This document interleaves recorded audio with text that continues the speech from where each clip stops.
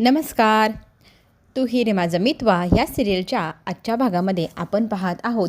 इथे वड तर काही मिळालं नाही, पण इथे ईश्वरीने मनोभावे नवऱ्याचीच पूजा केली आणि त्याच्याकडेच दीर्घ आयुष्यासाठी प्रार्थना केली की देवा माझ्या नवऱ्याला दीर्घ आयुष्य प्राप्त होऊ दे. आणि तितक्यातच आर्नव तिला म्हणतो, भरपूर उशीर होत आहे, आपल्याला निघायला हवं, आपली प्रतियोगिता चालू होईल, स्पर्धेत भाग घेतलाय तर वेळेत पोचायला हवं की नको. आता दोघेही घाईगडबडीत गाडीत जाऊन बसतात. अर्णवचं जॅकेट हे गाडीच्या बोनेटवरतीच राहतं, तरी ईश्वरी त्याच्यावर रागवते. सतत टाईमपास करत असतात, काही ना काही विसरत असतात. लवकर लवकर चला ना, गाडी चालू करा असं म्हणत ती त्याला गाडी चालू करायला सांगते, पण गाडी आता स्टार्टच होत नाही. का कुणास ठाऊक काय झालं आहे म्हणून इतकी बडबड ईश्वरी करत असते की काय झालं, लवकर करा ना, पटकन चला ना. तर अर्णव तिच्यावर संतापतो, अगं बाई जरा तोंड शांत ठेव, काहीतरी करतोय ना मी, गाडी बंद पडली तर स्टार्ट करण्यासाठी प्रयत्न करायला हवे ना. तर ईश्वरी स्वतःच म्हणते, तुमच्याकडनं होतच नाही, मला येते गाडी चालवता, मी नाही का अंजली त्यांना डॉक्टरकडे घेऊन गेले होते, थांबा मी स्टार्ट करते आणि तुम्ही पाठीमागनं धक्का द्या असं म्हणत बाई गाडीत जाऊन बसते. अर्णव म्हणतो, डोक्याला ताप होऊन बसशील, कशाला तू गाडीत बसली आहेस. तर ती त्याला विचारू लागते, आता कुठला गिअर टाकू, बॅकचा टाकू की फ्रंटचा टाकू. तर तो तिला म्हणतो, मी पाठीमागनं धक्का देतोय, तू बॅकचं टाकलं तर माझ्या अंगावर गाडी नाही येणार का, काय वेडी आहेस गं तू. आता इथे तिने गाडी स्टार्ट केलेली, तिच्या पाय ठेवण्याच्या पायगुणामुळे का होईना लगेच गाडी स्टार्ट झाली हे अर्णवच्या लक्षात येतं. आणि अर्णव खरंच बायकोचं कौतुक स्वतः करतो, पण तिच्यासमोर नाही करत. मग आपण इथे पाहू शकतो की मग तिला तो गाडीतनं उतरवतो, स्वतः गाडी चालवायला बसलेला असतो. आता इकडे आपण हेही पाहू शकतो की नम्रता आणि आकाश त्यांची सगळी काही तयारी व्यवस्थित इत्तंभूतरित्या केल्यानंतर आता निघायची तयारी करत असतात. तर नम्रताला जरा डाऊट येतो, ती बोलते की मी सगळे पेपर एकदा माझ्या डोळ्यांनी चेक करू का, असं नको ना व्हायला, एखादी गोष्ट राहिली एखादी नाही. तरी ते आकाश म्हणतो, अगं बाई सगळे घेतले मी, हवं तर तू चेक कर. आता सगळे पेपर्स इथे नम्रता चेक करायला आपल्या आकाशकडनं मागवून घेते आणि आकाश मग तिला ते सगळे पेपर्स देतो. ते दोघंजणं मिळून ते सगळे पेपर्स पुन्हा एकदा डोळ्याखालनं घालू लागतात आणि बघता बघता खरं तर एक एन्व्हलप जे आहे ना, ज्याच्यामध्ये तिकीट आहे, हॉल तिकीट, जिथे एंट्री करायची तिथे तिकीट लागेल, तर ते आयोजकांनी दिलेलं पॉकेट घरी तर खोलूनच पाहिलेलं नाही. आता इथे नम्रताने जेव्हा खोलून पाहिले तर त्याच्यामध्ये हॉल तिकीट्स नाही आहे आणि ते तिकीट नसेल तर त्या प्रतियोगितेत स्पर्धेत भाग घेता येणार नाही, हे मात्र सगळ्यांना ठाऊक असल्यामुळे आता इथे नम्रता फार घाबरते. खूप प्रयत्न केले, खूप कष्ट केले, तिला असं वाटत होतं की मीच जिंकेल आणि मीच सगळं करेल, म्हणून तिने आता इतका अट्टास धरलेला होता. आणि तिकीटच नसेल तर ती त्या प्रतियोगितेत जाऊ कशी शकणार आणि जिंकणार कशी. आता आपण इथे पाहतोय की आकाशवरती नम्रता चिडचिड करू लागते की मग तिकीट जर दिली नाही प्रतियोगितेमध्ये आपल्याला भाग घेण्यासाठी तर आयोजकांनी मुद्दाम केले का हे. तर आकाश म्हणतो, इथे कुठे असेल ना, आपण शोधूया पहिले. तर ते दोघंजण मिळून अख्खं ऑफिस खालीवर करून ठेवतात. शिर्केंना कॉल करून हा आपला आकाश विचारतो, हे माझं महत्त्वाचं पॉकेट जे आपलं आहे ना, तर ते मिळत नाही आणि त्याच्यात तिकीट होते तर ते पण नाही आहे, चौघांचेही तिकीट गायब आहे. आता शिर्केचं म्हणणं असतं की माझ्याकडे पण नाही आहे. आता इथे थेट आयोजकांनाच फोन लावून इथे आता विचारणा करणार आकाश त्यांना विचारू लागतो की आमच्या म्हणजे जे तिकीट देण्यासाठी तुम्ही जे एन्व्हलप दिलं त्याच्यामध्ये तिकीटच नाही, तर तुम्ही असं मुद्दाम केलं का दिले नाही आम्हाला तिकीट, तुम्ही विसरलात का, तुमच्याकडे राहिलेत का. आयोजक मात्र आता स्पष्टपणे म्हणतात की आम्ही तुम्हाला सगळं दिलेलं आहे, तुम्ही ते हरवलं असेल, तुम्ही ते नीट चेक करा, तुमच्याकडेच कुठेतरी असेल आणि मग तुम्ही ह्या स्पर्धेत भाग घेऊ शकतात. जर तुमच्याकडे तिकीट नसेल तर तुम्हाला स्पर्धेच्या आवारात सुद्धा फिरू दिलं जाणार नाही. हे सगळं ऐकल्यानंतर खरं तर खूप मोठा शॉक बसलेला आहे आता इथे आकाशला, कारण आकाशचं म्हणणं आहे की ह्या ॲन्व्हलपमध्ये तिकीट नाही, आयोजकांचं म्हणणं आहे की आम्ही ते दिलं आहे, आता पुढचं तुम्ही पाहून घ्या. खरं तर आयोजक मिळालेले आहे ह्या देशमुखबाईला. देशमुखबाईचाच प्लॅन होता, ॲन्व्हलप तिने पाठवलं पण ते रिकामं पाठवलं आणि तिने ही जी शर्तीने केलेली प्रयत्न आहे ते आपल्याला पुढे पाहायला मिळणार कसं रूप घेत आहेत कशामध्ये. तर आता इथे आकाश टेन्शनमध्ये असतो, तिकीट नाही आहे म्हणून नम्रता संताप करत असते. उदयकांत राज शिर्के आता फोन लावत आहेत वल्लवी मॅडमला आणि म्हणू लागला आहेत की तुम्ही दिलेलं काम फते केलं आहे, तुमच्या ह्या प्याद्याला माझ्या इथे आणून कैद केले. तर आता पुढे काय करायचं त्याचं ना म्हणणं असतं. वल्लवीला तो सांगत असतो की मला असं वाटतं मी ना ह्या रमाकांतचा जीव घेऊन टाकावा, म्हणजे कसं आपल्या वाटेत कसलाच अडथळाच नको ना. तर आता हे सगळं ऐकल्यानंतर वल्लवी तिकडनं म्हणते की असं चुकूनही करायचं नाही.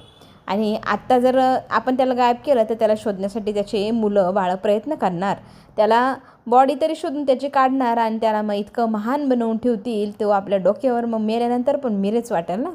आणि हे सगळं शोधून काढण्यासाठी सगळ्यात पहिले तुम्हालाच पकडलं जाईल, कारण तुम्हीच त्यांना दिसले होते. मग सगळेजण काय म्हणतील की उदयकांत दिसला होता, रमाकांत सांगत होता आणि मग आपण त्याच्यावर विश्वास ठेवला नाही आणि याचा अर्थ उदयकांतनीच रमाकांतला मारलं. तर आपल्याला हे होऊ द्यायचं नाही. आपल्याला फक्त आता त्याला कैद करून ठेवायचं काही दिवस. आणि आपण पहिले कसं प्लॅन केलं होतं की पळून गेला तो चांगल्या वृत्तीचा नाही, तर तसंच काहीतरी आपण पुन्हा करू आणि सगळ्यांना सिद्ध करू की हा पळून गेलेला आहे आणि याला मारायचं वगैरे अजिबातच नाही. आणि नंतर कधीतरी आपण पाहू पुढे काय करायचं. पण हे ना उदयकांतला आवडतच नाही. कशाला एवढं आपण एवढं बॉम्ब घेऊन म्हणजे उशाला घेऊन झोपायचं, कधी पण फुटेलच ना तो.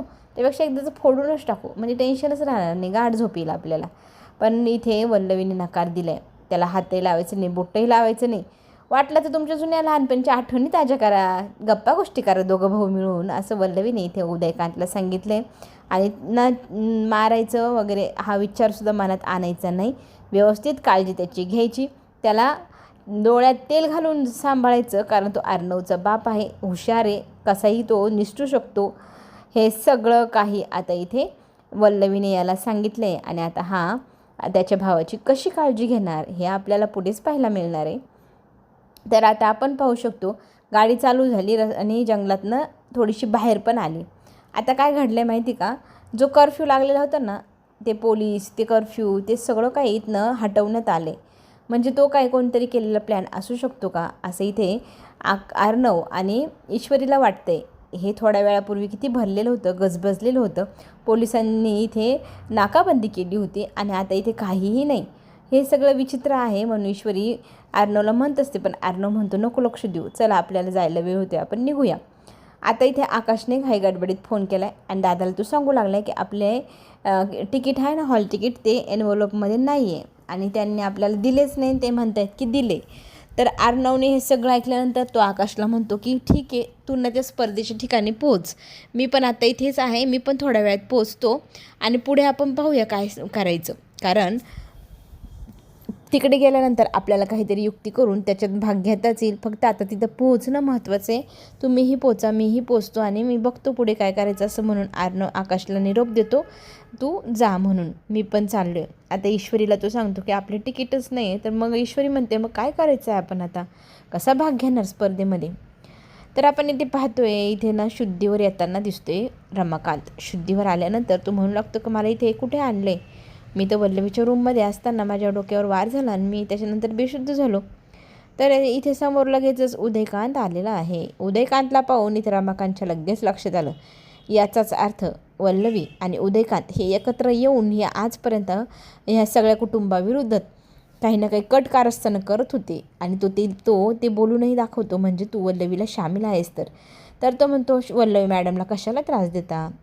तर आता उदयकांत वल्लवीची बाजू घेऊन इतका भारी बोलत असतो ना की मॅडम किती चांगले आहे, त्यांना त्रास देऊ नका वगैरे वगैरे. तर इथे उदयकांत जेव्हा बाजू घेतो ना वल्लवीची, त्यावेळेलाच त्याला लक्षात येतं की हे दोघं मिळून आजपर्यंत अख्ख्या कुटुंबाला उद्ध्वस्त करत होते आणि करत राहतीलच. आणि उदयकांत म्हणू लागला आहे की आम्ही ना दोघांनी काय काय केले तुला सांगू का, तू न कसा होता आणि कसा नाही ते मला माहिती आहे. तुझ्यामुळे दरवेळेला अन्याय होत राहिला आमच्यावरती, आमचं घरदार सगळं तुझ्यामुळे गेलं आणि मग आम्ही ठरवलं की तुला उद्ध्वस्त करायचं. आम्ही दोघांनी मिळून तुझं कुटुंब उद्ध्वस्त केलं, तुझ्या बायकोचा जीव गेला यात. हे सगळं ऐकल्यावर मग आमचा संताप झालेला असतो. आपण इकडे पाहत आहोत इथे ना नम्रता फार संतापलेली असते आणि आपण जाऊया असं म्हणत ते आकाशला चल म्हणत असते. तोपर्यंत पुढे गेल्यावर बघू काय होते. आपली आकाश टेक्स्टाईल महत्त्वाची ना, ती वाचवायची ना. तर इथे आकाश म्हणतो तू ना सात्विका फॅशन वाचवायला हवी का, तू आकाश टेक्स्टाईलच्या मागं लागली, तुला कळत का नाही, आपल्या घरावर संकट आले. तर ती म्हणते दरवेळेलाच इथे ना इशू आणि अर्णव जिजू यांची बाजू घेऊन सगळेजण बोलत असतात. घरी पण तेच, आणि प्रत्येक ठिकाणी तुम्ही लहान म्हणून तुमचा अपमान होत असतो, ते तुमचं दरवेळेला अपमान करतो, ते मला सहन होत नाही. आता मला माझं अस्तित्व, तुमचंही अस्तित्व निर्माण करायचे, आपल्या घरात आपल्या ऑफिसमध्ये आपला रुबाब चालला पाहिजे असं मला वाटतं. आकाश मात्र ह्या सगळ्याला विरोध करत असतो की तू फार चुकीचं बोलते आणि वागते. पण आता इथे स्वार्थीपणाने का होईना नम्रता त्याला सांगत असते की आपणच जिंकायचं ना, आपणच सगळं करायचं ना, आपल्याच नावावरती सगळं असणार आणि आपणच या गोष्टीचे मालक असणार. हे आपण जे चालवले ते आकाशला पटेना. आकाश आता इथे संतापतो आता नम्रतावरती. पुढे आपण हेही पाहत आहोत की गाडी चालू तर झाली, बऱ्याच अंतरावरती पण आली आणि आता पुन्हा एकदा गाडी थांबली. आता थांबण्याचं कारण काय म्हणून आता ईश्वरी चिडू लागते, अर्णवला विचारू लागते. अर्णव सांगतो, बाई माझं काही हात नाही यात, हे बघ टायर पंक्चर झाले. आता पंक्चर झाले तर काय करायचं, इथे आजूबाजूला गॅरेज शोधूया का? पण तेवढा वेळ नाही, गॅरेज मिळणं शक्यच नाही, कारण हे जंगलामध्ये अर्धे यायचे ते आपण. तर आता इथे काय करावं म्हणून प्रश्न पडला ईश्वरीला. पण आता अर्णवकडे या सगळ्या गोष्टींचे उत्तर आहे. अर्णवला माहिती आहे की स्टेपनी वगैरे असते आपल्या डिक्कीमध्ये, तो लगेचच त्याच्या कामाला लागतो आणि स्टेपनी घेऊन येतो, सगळं आणतो आणि गाडीचं टायर चेंज करण्याचा तो प्रयत्न करू लागलेला आहे. आता इथे ईश्वरी पण त्याला म्हणत असते की तुम्हाला येतं का नक्की, तुम्हाला होईल का नक्की, जमेल का नक्की. अरे देवा. तर अर्णव तिच्यावर चिडतो की काय हे होईल का ते होईल का, करतोय नवीन प्रयत्न, काहीतरी केलं तरच आपण इथनं बाहेर पडू आणि वेळेत आपण त्या स्पर्धेच्या ठिकाणी जाऊया ना. तर आता इथे अर्णव स्वतःच ते खोलायला सुरुवात करतो टायर आणि प्रयत्न करतो की त्याच्याकडनं हे सगळं पटपट व्हावं. तर आता आपण पाहतो इकडे ना नम्रता फार संतापलेली आहे. तिचा जो अट्टहास आहे की सात्विक फॅशनला आपण वाचवायचं आणि ती कंपनी पण आपल्या नावावर करायची, सगळं घरदार आपल्या नावावरती करायचं आणि आपलंच राज्य त्या घरावर ह्या ऑफिसवर चाललं पाहिजे. आकाशला मात्र हे पटत नाही. मी लहानपणापासून ह्या सगळ्या गोष्टीत नव्हतो, दादानी हे सगळं वैभव उभं केलं, त्यात त्यांनी मला स्थान दिलं, मी त्याच्या हाताखाली काम करतो, तर तुम्हाला कधी पण रागावू शकतो, तर त्याच्यात मान अपमानाचा विषयच येत नाही. पण नम्रता म्हणते की हा माझा खूप मोठा अपमान आहे, माझ्यासमोर माझ्या नवऱ्याचा अपमान होतो, हे मला पाहत नाही, तेच थांबवायचे मला. स्पर्धेचा जो निकाल लागेल, जे पैसे मिळतील त्या पैशाने मी अख्खं घर माझ्या म्हणण्यानुसार चालवेल. तर आता इथे आकाशला हा स्वार्थीपणा काही पटेना. नम्रताचे खडकन डोळे उघडावा असं त्याला वाटतंय, पण नम्रताचा जो बालिशपणा आहे, जो हट्ट आहे, तो काही कमी होताना दिसत नाही. इथे रुसून बसली ती आणि स्पर्धा आपणच दोघांना जिंकायचं असा अट्टहासही तिने केला आहे. त्यामुळे आता आकाश पुढे काय करेल हे आपल्याला पुढे गेल्यावर पाहायला मिळणार आहे. पण आत्ता या क्षणाला आपण पाहतोय इथे ना गाडीचं टायर चेंज करण्याचा अर्णव प्रयत्न करत असतो. नट जरा टाईटच असतात, तो खोलण्याचा खूप प्रयत्न करतो, तर एकट्याच्याने होईना. मग आपली ईश्वरी ही त्याला मदत करू लागते, त्याच्या प्रत्येक गोष्टीत त्याला ती साथ देऊ लागते आणि बरोबरीने केलं म्हणजे पटकन होईल असं तिचं म्हणणं असतं. तर त्याच्या बराबरीने खांद्याला खांदा लावून ती उभी आहे आणि ते टायर बदलण्याचा दोघंजण मिळून खूप प्रयत्न करतात. खूप छान. आता त्यांच्याकडनं टायर बदलल्या पण केलं, दुसरं टायर लावण्यातही आलं आणि ते टायर लावताना नटच टाईट होत नसतं, तर पाहणा अडकून गेलेला असतो. तर ईश्वरी त्याच्यावरती पाय ठेवून त्याच्या वजनाने खाली करण्याचा प्रयत्न करते आणि ती धडपडणार, तेवढ्यात अर्णव तिला सावरतो आणि तू हे रे माझं मितवा, सुंदरसं गाणं आपल्याला पुन्हा एकदा इथे ऐकायला मिळणार. आणि इथे आपली ईश्वरी बराबरीने अर्णवच्या उभी आहे आणि त्याच्यासोबत मिळून ती ते टायर चेंज करते. मग ते डिकीमध्ये ठेवलं जातं आणि त्याच्यानंतर दोघंही आपल्याला बिगी जायला हवं असं म्हणत इथे घाईघाई करू लागते ईश्वरी आणि लगेचच निघालेले आहे त्यांच्या त्या स्पर्धेसाठी दोघेही सगळं सामान गोळा करून. आता ते दोघंजणं पुन्हा एकदा स्पीडमध्ये चाललेले.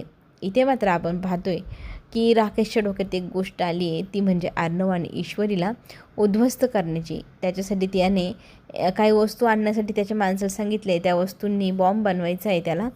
ती वस्तू आली मग बॉम्ब बनेल आणि तो बॉम्ब कुठे जाणार आहे, जिथे स्पर्धा चालू आहे, जिथे अर्णव आणि ईश्वरी आहे, तिथे गेल्यानंतर आता हे दोघंजणं खरंच बघू आपण काय करतायत आणि हे दोघंजणं खरंच जिंकतील का, स्पर्धेत भाग घेतील का. आणि हे आपण राकेशचा जो प्लॅन आहे तो एक यशस्वी जर झाला तर तो यशस्वी झाल्यानंतर अर्णवचा आणि ईश्वरीचा जीव जाऊ शकतो का.